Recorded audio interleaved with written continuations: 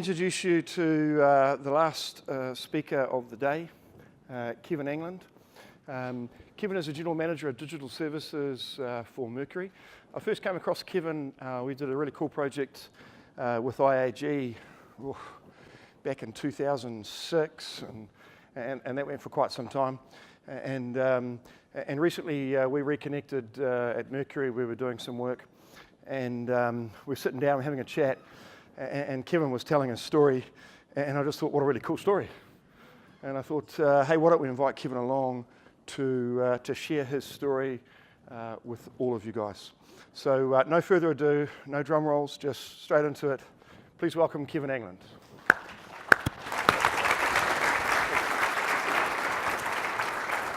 Ngā mihi kia koutou katoa.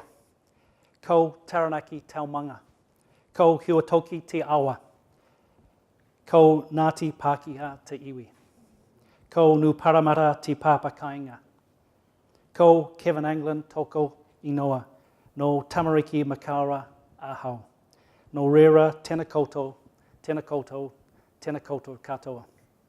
Briefly translated, I'm Kevin Angland. I grew up in New Plymouth in the foot of Mount Taranaki. I now live in Auckland, and as Neil said, I'm here to share my story this afternoon. And I quite like the idea, because I often get asked by people to just have a chat about what I've done and what I've achieved, and they usually buy me a coffee, so I can see 150 coffees sitting out there this afternoon. This is my personal leadership story that I share with people. I am the second of four boys. I might need this. I'm the second of four boys. Grew up in a family in New Plymouth, pretty competitive. Played a lot of sport. In fact, went to school to play sport and to eat my lunch, and my school reports reflected that, because they often contain the words at the foot from my teacher, could do better. And so Taranaki has got some other famous things. One of them is the Surf Highway, which runs from New Plymouth around the coast to Opunake, and I've used that surfing analogy to try and thread my story together this afternoon. And the concept is that, like a surfer, as you work through your career, you build skills and capabilities to catch a wave, and you use those to get to the crest of the wave. But you also need to identify when that wave is cresting and look for other opportunities to move forward in future. And I've used that analogy going forward. And so building skills to catch the wave, being at the crest of the wave, and then finding new skills moving forward. The early days of my career I've called the novice. This was my entry into the insurance profession. As I said, I went to school to play sport and eat my lunch. I didn't get the required academic qualifications to go on to university. My mother got my results before I did. I arrived home from school one night. There was a clipping stuck to my bedroom door about a role at the local insurance company. I asked her about it, and she said, I thought you might be interested. And I thought, maybe I will. She said, you've got an interview tomorrow. So here I was, building my insurance career, early days, learning by doing, developing a broad skill set, and doing some study-based certification around that role. Moved around a lot. I would call this your typical corporate career, where in those days you went where your employer asked you to go, and you followed the instruction of your employer and climbed the corporate ladder. But here I was, 10 or 12 years into this career, feeling like, as I've said here, the one-trick surfer. Same board, same waves, not necessarily the same beach, but a bit concerned that I was too young to be thinking about a career inside one organisation. So for that for me led to the idea of undertaking an MBA program. Challenge for me, of course, at the outset is you had to pass an exam to get into the program, and that's not something I'd successfully done before. But needless to say, I was able to pass the exam, undertook a part-time MBA whilst working, had the luxury of an employer who supported me, and was able to do that part-time. It's more relevant now than I thought it would be then, but my MBA thesis was around the concept of the career climbing frame. So having worked my way up a corporate ladder, I wrote a thesis around the career climbing frame and the thought at that time that employment careers should be such that when the individual feels like there's nothing more that they can gain in respect of their skill set or their capability with their employer, they should be free to move on. But the opposite also applied, in that as an employer, if the employer felt there was no longer value creation from the employee's perspective, the employer should be free to make that choice. So here I was, off at doing an MBA, learning as much as I could to build a career skill set that would create opportunities for me going forward. One of the things I remember from that program is a book I read. It's called The Art of the Possibility by Rosamund Stone-Sander and Benjamin Sander. And I remember right back from then what I read on the first page, and I want to share it with you this afternoon because it talks to a little bit about who I am and what I do. A shoe factory sends 2 marketing scouts to a region of Africa to study the prospects for expanding a business. One sends back a telegram saying, "Situation hopeless, stop. No one here wears shoes." Sort of logical, really, isn't it? The other writes back triumphantly, "Glorious business opportunity, stop.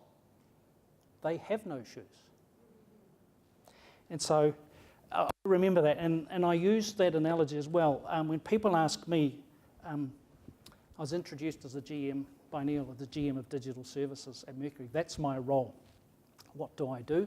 I lead a team of 350 people who are looking to inspire New Zealanders to enjoy energy in more wonderful ways. It does not talk about 140 people in the technology team or the 100 people answering phones and serving customers. It's about having a purpose and what we're trying to achieve. And I remember that all the way back from my MBA. So completed an MBA, developed some skill sets, and that created the opportunity for me to move into what I've called the project professional stage of my career. So I moved from working in the business to working on the business, delivering a major change program. I could see the opportunity that getting involved in this program would bring for me and a number of other people across the organisation. We were fundamentally redesigning the way we would work, and it was a huge opportunity to take some of those skill sets I'd learnt through the MBA, get involved in doing something else and move on to something else.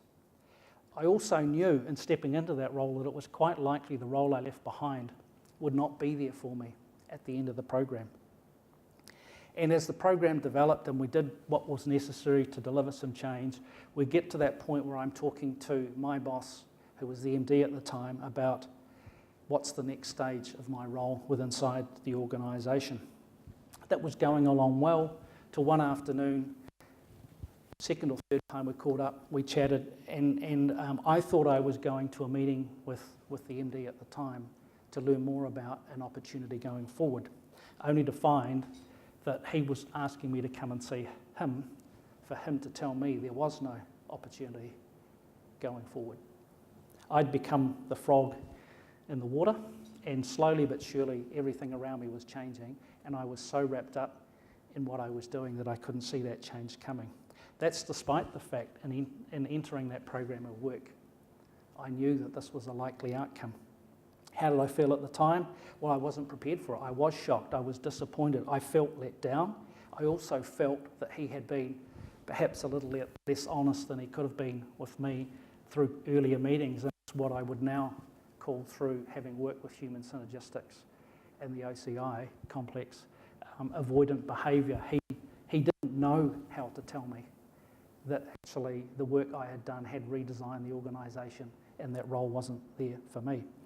So again, fortunately, developing skill set through a major program of work created opportunities. So that led to a role outside the organisation I was in, consulting, and then that opened the door for me to where I met Neil, actually, a role at IAG. And that was a door, not necessarily the door I wanted to go through, but it was a door that gave me an entry into an organisation that I'd had some exposure with previously through some consulting work, and found I liked the people, I liked what they were doing, and felt it would be a good organisation to go back and work in.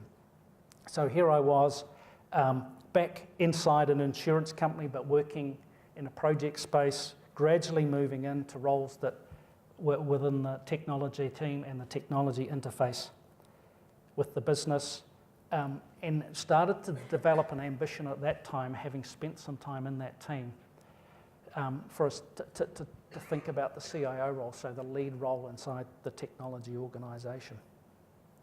Challenge I had here was, I didn't really have technology credentials. I'd worked in an insurance company for a while, I had an MBA, I'd delivered some projects, some change, but in having an aspiration to be a CIO, I sort of thought, it's going to be a challenge for me. I'm inside a big corporate IT function.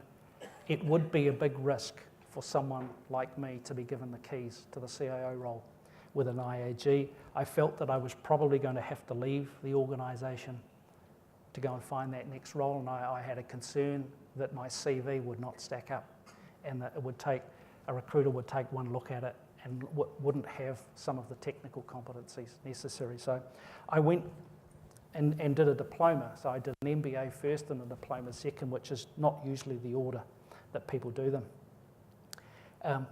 And so completed the diploma, undertook some additional personal development with an IAG, and then had what I think was one of the defining experiences for me. Got the opportunity to participate in a program called the Looking Glass Experience at Mount Eliza in Melbourne, where you went away for a week immersed in an environment set up to support you, high degrees of trust, but also an environment set to challenge you and test your own individual limits and what you'd be prepared to do in respect of stepping outside your comfort zone. I used that opportunity, I think, to the best of my ability, and as a result came back with an absolute belief that I could aspire to be a CIO, and that I felt at that point I was riding the crest of a wave. Came back to IAG. One of the things I do recall from the lecture on the program when we talked about my current role and the opportunities for me at IAG was, he also said to me, you're probably going to have to leave, Kevin, for you to achieve your ambition around an IT leadership role. And then the earth moved, literally.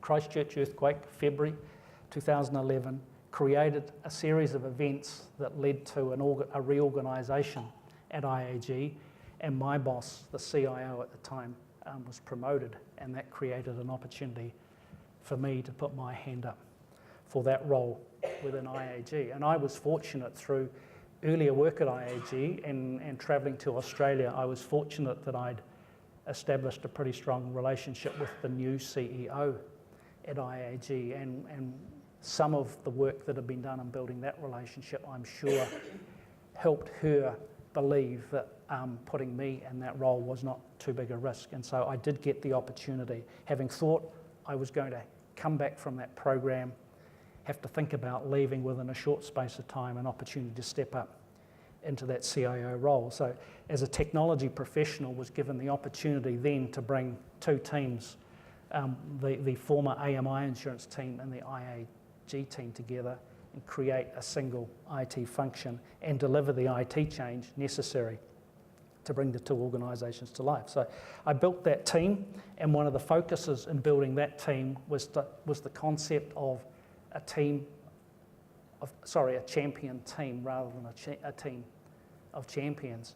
And we spent a few years working together, and it was that team that nominated me for the CIO award in 2014 that ultimately I was successful with. And I remember at the time thinking that I was the benefactor of standing on the shoulders of a great team, and the opportunity that working with that team created for me, and that if it weren't for that and the things that that team had been achieving, I would not have achieved as a result. So now I'm in a leadership role, CIO at IAG, working with the business moving from working with the business to shaping the business. More change occurred. So there was another acquisition at IAG. A new CEO arrived, the 5th CEO in 10 years, so that gives you a bit of a feel for the amount of change that can occur inside one organisation. As a result of that CEO coming in, there was a reorganisation of the executive and senior leadership team. My boss, who was the CIO prior to me stepping into the role, his role was disestablished and a new role was created that he felt wasn't suited for him, but he felt I was a good candidate and he encouraged me to put my hand up for that role, which I did, and went right through a recruitment process as the preferred internal candidate for the role, getting close to that point where decisions were going to be made. Recall vividly the day that the decision was made. I was on a plane flying back from Christchurch, landed at Auckland about 7 p.m. in the evening to get a text from the CEO's EA saying, could you come in tomorrow morning? Craig would like to meet with you. Didn't sleep a lot that night, obviously, and went through the process of will he say yes, will he say no, and felt that in the morning I just had to rock up and see what would happen. It didn't take me too long into the conversation to realise the message that was about to be received, and despite Craig, who I knew personally, doing his best to assure me that whilst I was the strongest internal candidate, there was an external candidate that he felt was a better fit for the role. And despite him assuring me that I was valued and that there was a future for me at IAG, that's not what I heard.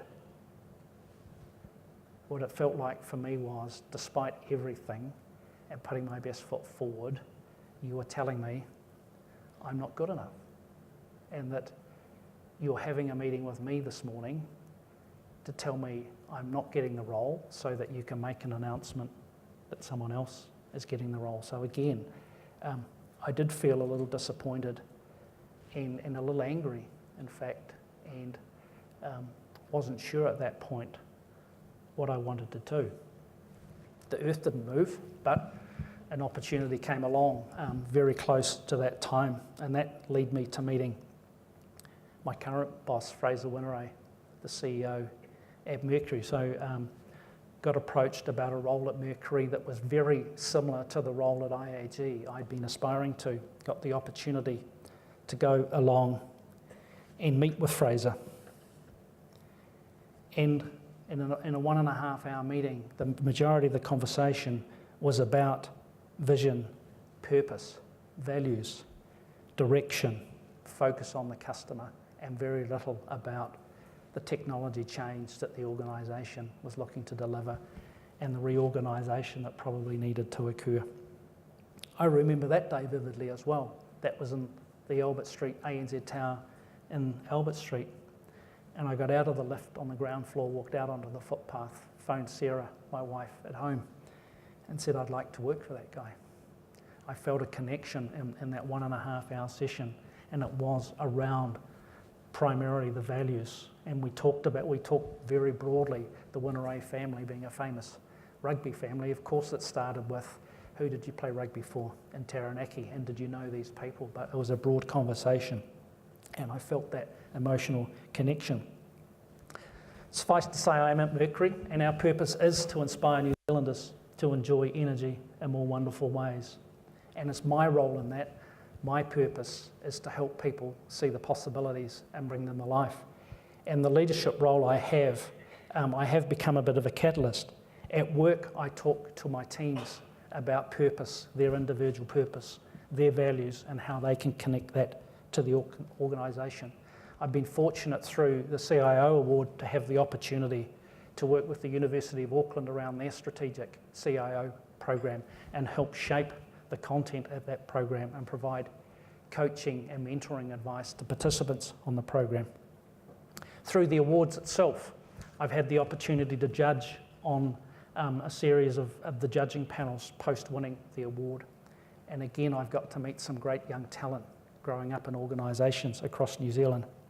And here again today, I'd say, why am I here? Because I'm hoping through sharing my story and what I've done to try and create and maintain relevance through my career, that there might be just a slight possibility that you'll see something there and it will resonate for you. People ask me how it's going at Mercury and how am I enjoying my role, and what I typically say to people is there is nowhere else I could be having this much fun.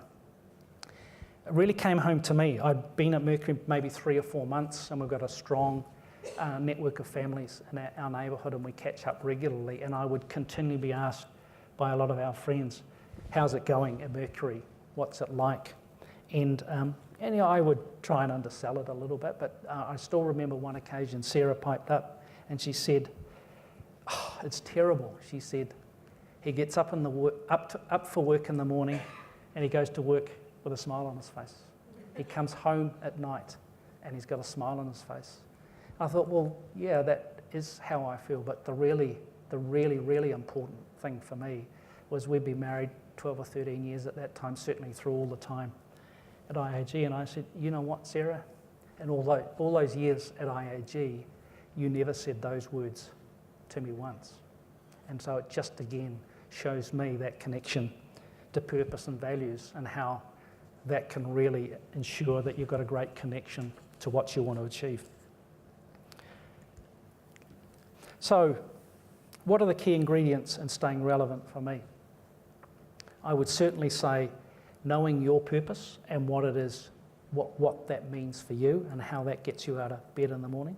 Stay true to your values and know what they are, and I think that's the connection I would say I've got to my current role at Mercury. I've had a lifelong approach to learning. I've never ever stopped learning. I've always been looking from the crest of the wave, looking at what's coming next. So the session earlier this afternoon about AI, robotics and machine learning is a lot of where my focus goes now and my role at Mercury, both from a perspective of what will this mean for our customers, but more importantly, what will it mean for the 900 people that work inside the organisation, and how do we ensure as we grow into that future state technology organisation, how do we ensure that we take our people with us and bring them on the journey? Look beyond the current wave and see the possibilities. Sometimes you're not on the crest, but certainly look out there, make sure you are on the right wave or that you know when the next wave is coming. I think, and most importantly, before you get smashed by the waves, know when to bail out, know when is the appropriate time to bail out. And for me, my exit from IAG was certainly a decision of that nature. I was sure if I hung around, there would be a role for me at IAG. I wasn't sure of the link to purpose and whether it would connect to my values. So what's my takeaway for you? I would say, what's the one thing you can do to remain relevant going forward? I would say it's to remember these 8 words. If it's going to be, it's up to me. Thank you for giving me your time this afternoon.